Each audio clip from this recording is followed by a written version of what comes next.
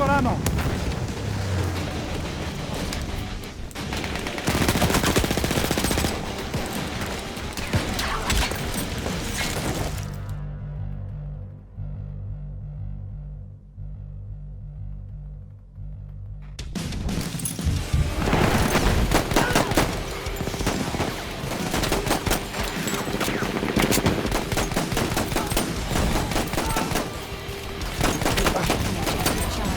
On the clock. Over there.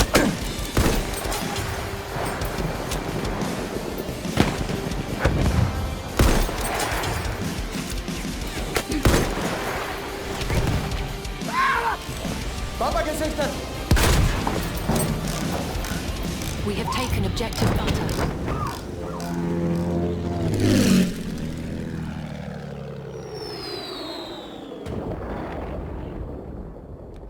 Over the past week or so, I have been putting a lot of time into the Battlefield 1 alpha. Ending on the 19th of this month, the alpha has provided us with a snippet of what to expect with the full game. Of course, being an alpha, it would be unfair to reach or even jump to conclusions about the full game, but I think this video is a good opportunity just to explain a couple of the things that I've enjoyed and a couple of the things that I haven't enjoyed, and maybe just give some people a bit of an unbiased and fairly accurate representation of what I've experienced in game, and possibly if you've played the alpha you will agree with some points, maybe disagree with some points. So starting off, some things that I think that they've got right.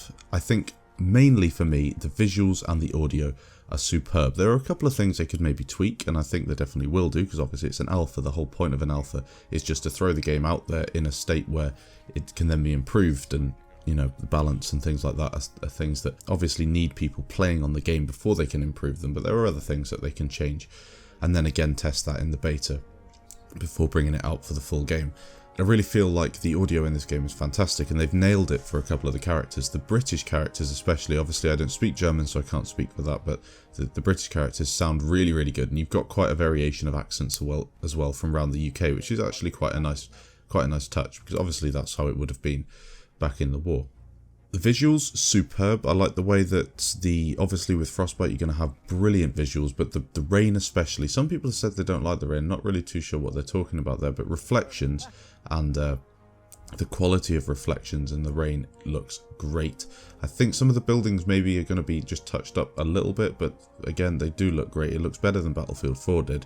The tanks look fantastic. The changing weather on the map, I do like the idea of it. I think it's great that you've got a couple of different maps inside one map, so if the weather changes you have to adopt a different playstyle.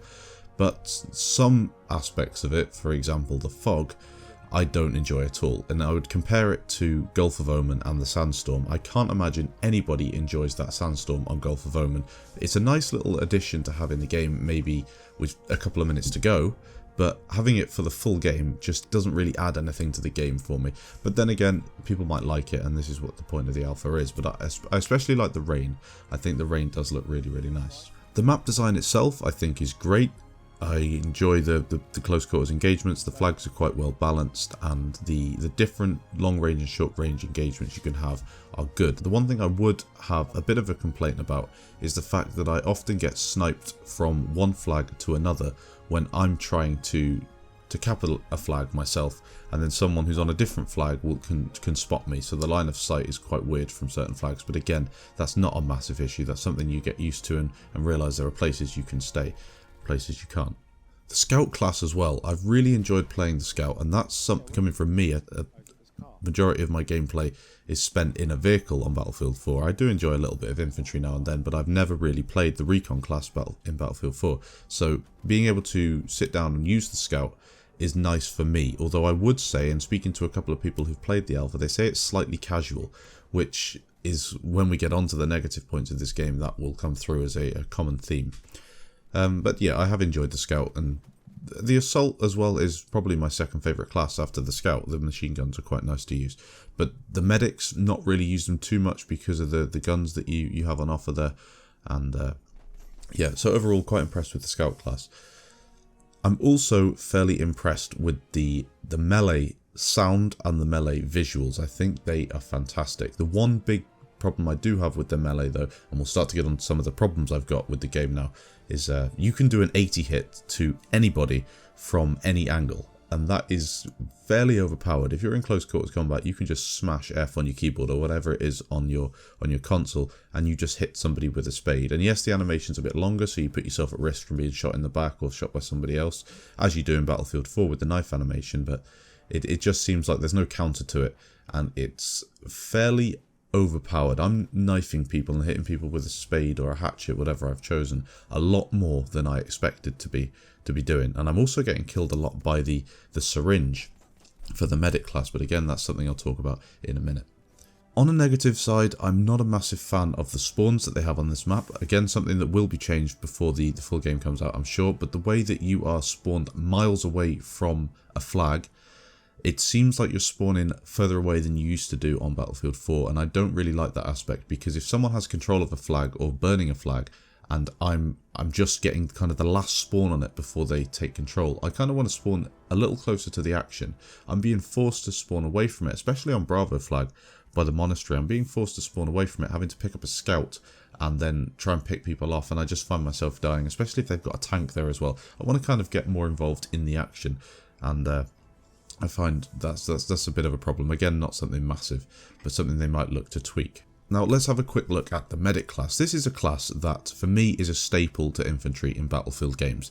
You run as a medic, you're in a squad, someone goes down, you revive them, and you keep on going. And teamwork keeps the flag cap going, keeps whatever it is, whatever objective you're chasing after, it keeps that momentum for your team. And if we look back to Battlefield 4, quite often in a squad we'd have a medic, an engineer, a support player, maybe 2 or 3 medics, and then a couple of the others. So we'd provide ammo, you could work as a team, and it was really, really effective.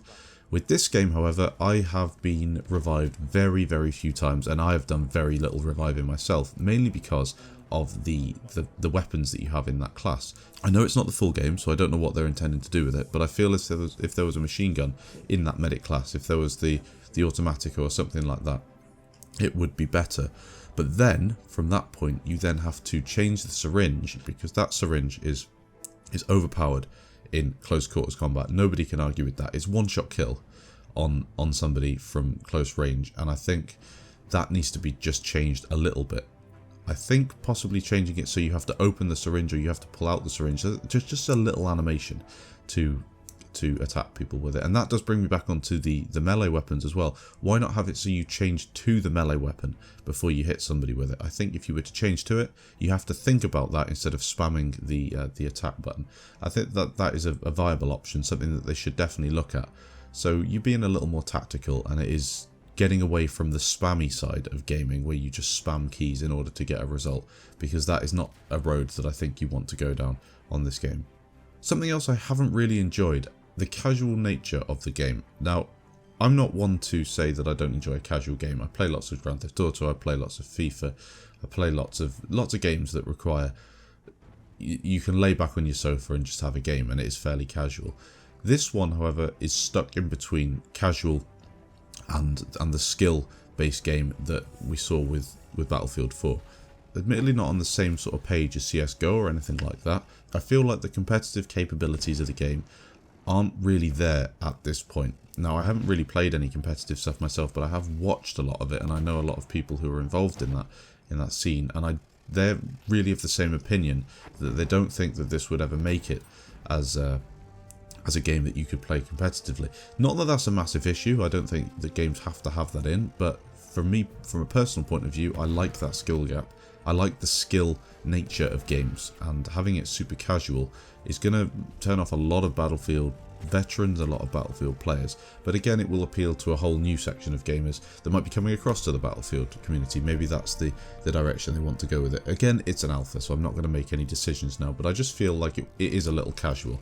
Something else I really don't like in this game, and I know it's not going to be removed because it is massive in the trailer, massive selling point for the game, the Zeppelin.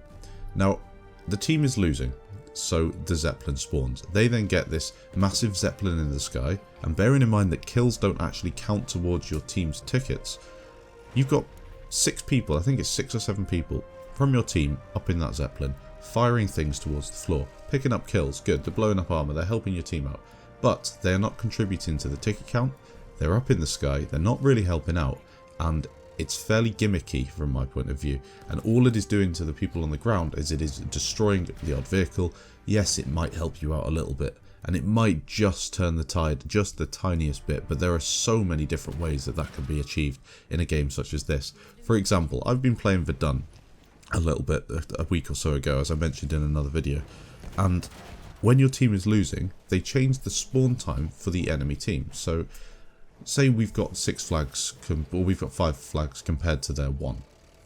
Their team then, if they die, they have to wait twice as long before they can spawn back in, and it helps your team out because obviously you've got more men on a flag than they do.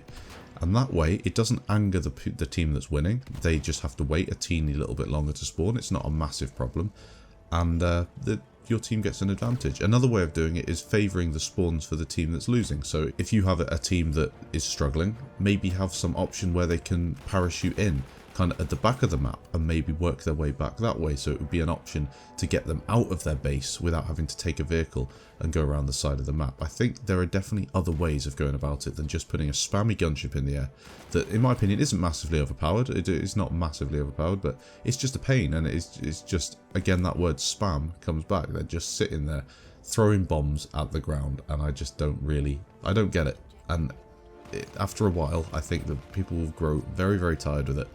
And I think that there's a better way of going about it. I think a gunship, in fact, is a really good idea. Having one where it could be tactically used is good. So possibly having it where it's just around for a small portion of the game, or it controls it can only get an angle on 1 flag or 2 flags. So you know where it's going to be. So you take that risk if you run into that area of the map. But having it where it can just spam around and kill everything, not a massive fan. Okay, so onto the tanks. I'd just like to have a quick chat about the tanks. I've played quite a lot in them. It is possible to pull off kill streaks, and it is possible to finish top of the leaderboard with a lot of kills.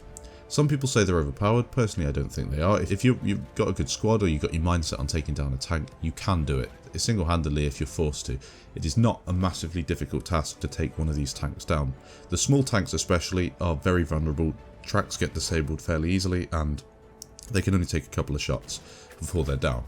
That's not the issue though I have with the tanks. The fact they're slow, the fact that the bullets, maybe the canister shells, fairly overpowered at close range, the other shells not that good at long range, I don't really mind. That stuff can be balanced out. The biggest problem I have with them is the fact, and it's simple, the fact that they've removed the engineer class from the game. Now, if you're an engineer and you run with a repair tool, that promotes teamwork. You run over to a vehicle on your team and you repair it, and then he drives off and he does some damage. It same happens on the other team. Now, they've always had this in Battlefield 4 especially, the game I've put in so many hours to. It works really, really well, and people complain with Battlefield 4 that the tanks get locked and killed by everything.